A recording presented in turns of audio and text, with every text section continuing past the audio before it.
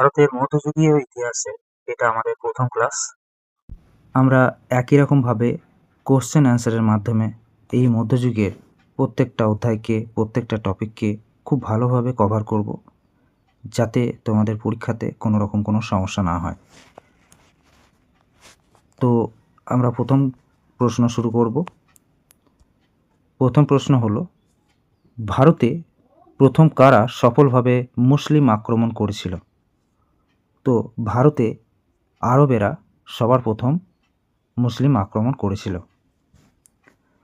আরবেরা, দ্বিতীয় প্রশ্ন, আরবেরা কত খ্রিস্টাব্দে প্রথম সফলভাবে সিন্ধু জয় করেন?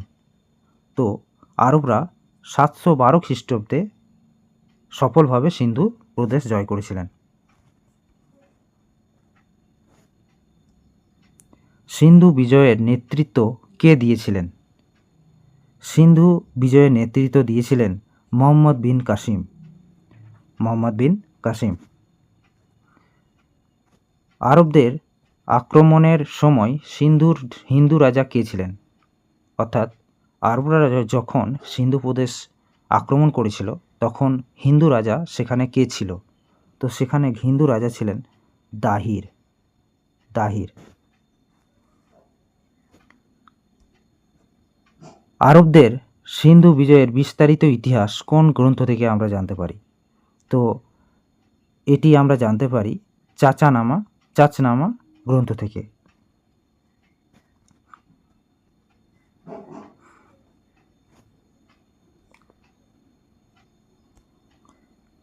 ভারতের ইতিহাসে প্রথম জিজিয়া ট্যাক্স অমুসলিমদের উপর কে আরোপ করেছিলেন? তো প্রথম আরোপ করেছিলেন মোহাম্মদ বিন কাসিম। পরবর্তী প্রশ্ন, ভারতে প্রথম তুর্কি আক্রমণকারী কে ছিলেন? ভারতে প্রথম তুর্কি আক্রমণ যিনি করেছিলেন তিনি ছিলেন সুবুক্তগিন। গজনির সুলতান মাহমুদ মোট কতবার ভারত আক্রমণ করেছিলেন? তো মোট 17 বার ভারত আক্রমণ করেছিলেন। পরবর্তী প্রশ্ন, গজনির মাহমুদ কোন সময়কালের মধ্যে ভারতে 17 বার আক্রমণ করেছিলেন? তো 1000 থেকে 1027 খ্রিস্টাব্দের মধ্যে তিনি 17 বার ভারত আক্রমণ করেছিলেন। গজনির মাহমুদের ভারত আক্রমণের প্রধান উদ্দেশ্য কী ছিল? গজনির মাহমুদের ভারত আক্রমণের প্রধান উদ্দেশ্য ছিল ভারতের ধন সম্পদ লুণ্ঠন করা। সুলতান মাহমুদের ভারত আক্রমণের সময় কোন বিখ্যাত পণ্ডিত তার সাথে ভারতে এসেছিলেন? তার সাথে আল-বিরুনি ভারতে এসেছিলেন। আল-বিরুনির লেখা বিখ্যাত গ্রন্থটির নাম কি? আল-বিরুনির লেখা বিখ্যাত গ্রন্থটির নাম হলো কিতাবুল হিন্দ। আল-বিরুনির হচ্ছে কিতাবুল হিন্দ। সুলতান মাহমুদ কত খ্রিস্টাব্দে গুজরাটের বিখ্যাত সোমনাথ মন্দির লুণ্ঠন করেন? 1025 খ্রিস্টাব্দে সোমনাথ মন্দির লুণ্ঠন করেছিলেন। কে করেছিলেন? সুলতান মাহমুদ। গজনির মাহমুদের সোমনাথ মন্দির আক্রমণের সময় গুজরাটের চালুক্য বা সোলাঙ্কি রাজা কে ছিলেন? তো প্রথম ভীমদেব ছিলেন সোলাঙ্কি রাজা। কোন তুর্কি আক্রমণকারীকে মূর্তি ভঞ্জক বা বুত শিকান বা আইডল ব্রেকার বলা হতো? গজনির মাহমুদকে। তিনি অনেক মন্দির ধ্বংস করেছিলেন, তাই তাকে এই উপাধি দেওয়া হয়েছিল। মনে থাকবে, গজনির মাহমুদ মূর্তি ভঞ্জক। গজনির মাহমুদের রাজসভার বিখ্যাত কবি কে ছিলেন যিনি শাহনামা রচনা করেন? ফিরদৌসী ছিলেন মোহাম্মদ গজনির রাজসভার একজন বিখ্যাত কবি যিনি শাহনামা রচনা করেছিলেন। শাহনামা গ্রন্থটি কোন ভাষায় রচিত? শাহনামা গ্রন্থটি ফার্সি ভাষায় রচিত। গজনির মাহমুদের সভাকবি উৎপি কোন গ্রন্থটি রচনা করেন? তো তিনি তারিখ-ই ইয়ামিনী রচনা করেছিলেন। 1001 খ্রিস্টাব্দে গজনীর মামুদের কাছে পরাজিত হয়ে হিন্দু শাহী বংশের কোন রাজা আগুনে ঝাঁপ দিয়ে আত্মহত্যা করেছিলেন? জয়পাল। সুলতান মাহমুদের ভারতে শেষ অভিযান কাদের বিরুদ্ধে করেছিল? সিন্ধু জাটদের বিরুদ্ধে। ভারতে মুসলিম সাম্রাজ্যের প্রকৃত প্রতিষ্ঠাতা কাকে বলা হয়?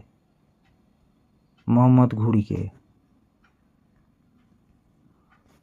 মোহাম্মদ ঘুরির প্রকৃত নাম কী ছিল? মইজুদ্দিন মোহাম্মদ বিন শাম। মোহাম্মদ ঘুরি ভারতে প্রথম কোথায় আক্রমণ করেন? 1775 খ্রিস্টাব্দে করেছিলেন, সেটা মনে রেখো। এবং তিনি কোথায় করেছিলেন? মুলতানে। ভারতের মাটিতে মোহাম্মদ ঘুরির প্রথম পরাজয় কোথায় হয়েছিল? 1178-এ মাউন্ট আবুর কাছে কায়দারার যুদ্ধে। এই কায়দারার যুদ্ধটাতে কি হয়েছিল একটু দেখে নাও। দেখো, মাউন্ট আবুর কাছে এটা হয়েছিল, এটাতে দেখলাম আমরা। কায়দারার যুদ্ধে হয়েছিল, ব্যাটেল অফ কায়দারা। গুজরাটের চালুক্য বংশীয় রাজা দ্বিতীয় ভীমদেব বা মূলরাজ তাকে পরাজিত করেছিল।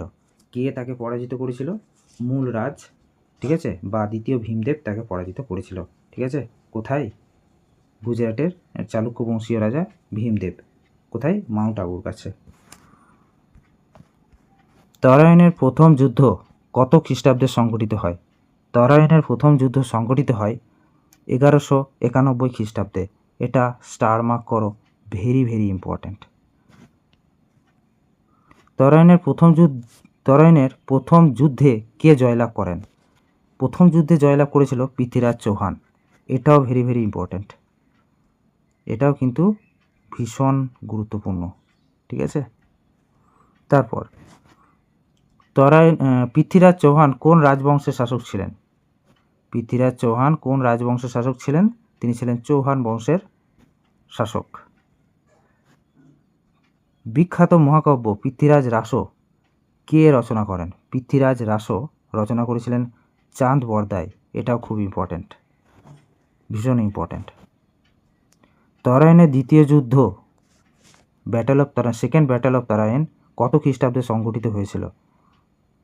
এটা হয়েছিল 1192 খ্রিস্টাব্দে। এটাও খুব ইম্পর্ট্যান্ট। তরাইনের দ্বিতীয় যুদ্ধে ঐতিহাসিক গুরুত্ব কী ছিল? দেখো, মনে রেখো, তরাইনের দ্বিতীয় যুদ্ধে পৃথ্বীরাজ চৌহান কিন্তু হেরে গেছিল। ঠিক আছে, প্রথমটাতে জিতেছিল কিন্তু দ্বিতীয়টাতে হেরে গেছিল, এবং এটা পরপর 2 বছর হয়েছিল। অর্থাৎ 1192 তোমার দ্বিতীয়টা হয়েছিল, তার ঠিক 1 বছর আগে অর্থাৎ 1191 হয়েছিল প্রথমটা, মানে প্রথম তরাইনের যুদ্ধ। ঠিক আছে, তো এটার ঐতিহাসিক গুরুত্ব কী ছিল? তো ঐতিহাসিক গুরুত্ব ছিল ভারতে স্থায়ী মুসলমান শাসনের ভিত্তি স্থাপিত হয়েছিল। স্থায়ীভাবে মুসলিম শাসনের ভিত্তি প্রস্তর স্থাপিত হয়েছিল। তারপর দেখো নেক্সট কোশ্চেন। 1194 খ্রিস্টাব্দে মোহাম্মদ ঘুরি এবং কনৌজের রাজা জয়চাঁদের মধ্যে কোন যুদ্ধ সংঘটিত হয়েছিল? এটাও খুব ইম্পর্ট্যান্ট, খুব ইম্পর্ট্যান্ট। এটা চান্দওয়ারের যুদ্ধ, ব্যাটেল অফ চান্দওয়ারের যুদ্ধ কত খ্রিস্টাব্দে হয়েছিল? 1194 খ্রিস্টাব্দে। কার মধ্যে হয়েছিল? মোহাম্মদ ঘুরি এবং কনৌজের রাজা জয়চাঁদের মধ্যে। তাহলে জয়চাঁদ এবং মোহাম্মদ ঘুরি, উনি 1194 খ্রিস্টাব্দে চান্দওয়ারের যুদ্ধ সংঘটিত হয়েছিল। চান্দওয়ারের যুদ্ধে কনৌজ রাজ জয়চাঁদ কোন রাজবংশের ছিলেন? তিনি হচ্ছেন গহরবাল বংশের। ঠিক আছে, অতটা ইম্পর্ট্যান্ট নয় এটা। পরবর্তী প্রশ্ন দেখো, মোহাম্মদ ঘুরির কোন সেনাপতি বাংলা ও বিহার জয় করেছিলেন? তো বাংলা এবং বিহার জয় করেছিলেন, বলো কোন ইয়ে? তো ইখতিয়ার উদ্দিন মোহাম্মদ বিন বখতিয়ার খলজি। তোমাদের পাল এবং সেন বংশের সময় এটা আমরা পড়েছিলাম। ঠিক আছে, দেখো বলছে এই বখতিয়ার খলজি কত খ্রিস্টাব্দে বাংলা আক্রমণ করেছিল বা নদী আক্রমণ করেছিল? 1204 খ্রিস্টাব্দে। ঠিক আছে, বখতিয়ার খলজি বাংলা আক্রমণের সময় বাংলা রাজা কে ছিলেন? লক্ষণ সেন ছিলেন। ঠিক আছে, প্রাচীন ভারতের বিখ্যাত নালন্দা ও বিক্রমশিলা বিশ্ববিদ্যালয় কে ধ্বংস করেছিলেন? দেখো, কে প্রতিষ্ঠা করেছিলেন সেটা তো আমরা আগে দেখেছি। কে ধ্বংস করেছিল সেটা হচ্ছে ইখতিয়ার উদ্দিন বিন বখতিয়ার খলজি। দেখো, মোহাম্মদ ঘুরির মুদ্রায় কোন হিন্দু দেবীর মূর্তি খোদাই করা ছিল? তো দেবী লক্ষ্মীর মূর্তি খোদাই করা ছিল, ঠিক আছে। তারপর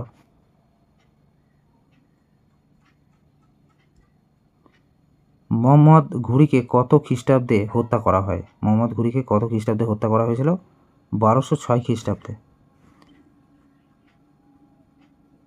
ঠিক আছে। দেখো এখানে কিছু কিছু ডিটেলস দেওয়া আছে। এখানে দেখো 1206 খ্রিস্টাব্দে সিন্ধু নদের তীরে দামিয়াক নামক স্থানে খোক্কর উপজাতিরা তাকে হত্যা করেছিল। বেশ, তারপর নেক্সট পরবর্তী প্রশ্নটা দেখব। মোহাম্মদ ঘুরির মৃত্যুর পর তার অধিকৃত অঞ্চলগুলির শাসক কে হন, বা দিল্লির সুলতানির প্রতিষ্ঠাতা কে ছিলেন? মোট কথা হচ্ছে মোহাম্মদ ঘুরি যখন মারা যায় তখন দিল্লি যে সুলতানি বংশ, মানে দিল্লিতে দিল্লির সিংহাসনে কে বসেছিলেন? তো দিল্লির সিংহাসনে বসেছিলেন কুতুবউদ্দিন আইবক, এবং এই কুতুবউদ্দিন আইবক তোমার সুলতানি বংশের প্রতিষ্ঠা করেন, ঠিক আছে। দাস বংশের প্রতিষ্ঠাতা এই ছিলেন, ঠিক আছে। কুতুবউদ্দিন আইবক মোহাম্মদ ঘুরির কে ছিলেন? কৃতদাস বা সেনাপতি ছিলেন। তারপর আরবদের সিন্ধু আক্রমণের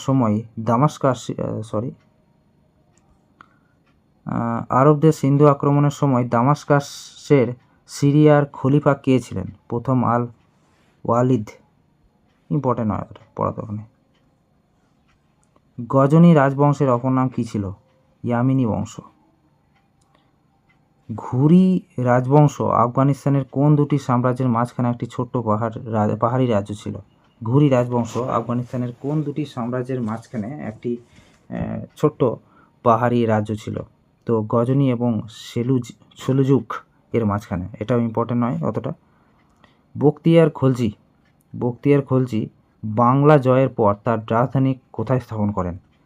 লখনৌ বা গৌড়ে, ঠিক আছে। পরবর্তী প্রশ্ন, গজনীর মাহমুদ মোট 17 বার ভারত আক্রমণ করেছেন, এই তথ্যটি কোন ঐতিহাসিক প্রদান করেছেন? তো এই তথ্যটি প্রদান করেছেন স্যার হেনরি এলিয়ট, ঠিক আছে। কোন কথাটা? যে গজনীর মাহমুদ মোট 17 বার ভারত আক্রমণ করেছিলেন, এই কথাটা কে পর্যবেক্ষণ করেছিল? Sir Henry Elliot. মোহাম্মদ ঘুরির কোন সেনাপতি মূলত সিন্ধু ও মুলতান অঞ্চলের দায়িত্ব পেয়েছিলেন? সিন্ধু এবং মুলতান অঞ্চলের দায়িত্ব পেয়েছিলেন নাসিরউদ্দিন কুবাচা। মোহাম্মদ ঘুরির কোন সেনাপতি গজনীর সিংহাসনের উত্তরাধিকারী হয়েছিলেন? মোহাম্মদ ঘুরির কোন সেনাপতি বলো? তাজউদ্দিন ইলদুজ, ঠিক আছে। গজনীর সিংহাসনে বসেছিল তাজউদ্দিন ইলদুজ, কিন্তু দিল্লির সিংহাসনে কে বসেছিলেন? কুতুবউদ্দিন আইবক। আল বিরুনির প্রকৃত নাম কি ছিল? আবু রৈহান। তারিখ ই সুদগিন গ্রন্থটি কে রচনা করেন? বৈহাকি, ঠিক আছে। ঐতিহাসিক লেনপুল কাকে প্রাচ্যের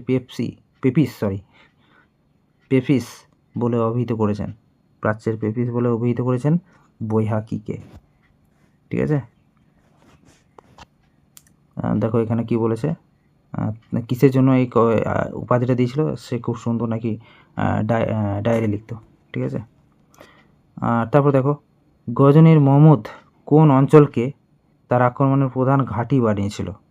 তো লাহোরকে সে তার আক্রমণের প্রধান ঘাঁটি বানিয়েছিল। তরাইনের প্রথম যুদ্ধে পৃথ্বীরাজ চৌহান সেনাপতি কে ছিল? পৃথ্বীরাজ চৌহানের সেনাপতি ছিলেন স্কন্দ, ঠিক আছে। যেটাতে সে জিতেছিল, প্রথমটাতে পৃথ্বীরাজ চৌহান জিতেছিল না। তো পরবর্তী প্রশ্ন, 1178 খ্রিস্টাব্দে মোহাম্মদ ঘুরির বিরুদ্ধে দ্বিতীয় ভীমদেবের জয়ে কে মূল নেতৃত্ব দিয়েছিলেন? তো নায়িকা দেবী মূল নেতৃত্ব দিয়েছিলেন। ইম্পর্টেন্ট নয় অতটা। আরবদের দ্বারা ভারতে কোন ফসলের চাষ প্রথম শুরু হয়েছিল বলে মনে করা হয়? খেজুর ফসলের চাষ সব থেকে প্রথম হয়েছিল, আর ওরা আমাদের দেশে খেজুর নিয়ে এসেছিল। ব্রহ্ম সিদ্ধান্ত এবং খণ্ড খাদ্যক নামক সংস্কৃত গ্রন্থগুলি আরবি ভাষায় কারা অনুবাদ করেছিলেন? আরবরা অনুবাদ করেছিলেন, ঠিক আছে। তারপর গজনীর মাহমুদ কবে পেশোয়ার আক্রমণ করেন, যা তার প্রথম দিকের একটি বড় আক্রমণ ছিল? তো 1000 খ্রিস্টাব্দে তিনি পেশোয়ার আক্রমণ করেছিলেন। কে? মাহমুদ গজনী। আল বিরুনি সংস্কৃত শিখে কোন হিন্দু ধর্মে গভীরভাবে অধ্যয়ন করেছিলেন? পুরাণ এবং ভগবদ গীতা গভীরভাবে তিনি অধ্যয়ন করেছিলেন আল বিরুনি সংস্কৃত শেখার পর। পরবর্তী প্রশ্ন, গজনীর মাহমুদ গুজরাটের সোমনাথ মন্দির থেকে যে শিবলিঙ্গটি ভেঙে গজনীতে নিয়ে এসেছিলেন সেটি কোথায় স্থাপন করেন? সেটি জামা মসজিদের সিঁড়িতে স্থাপন করেছিলেন।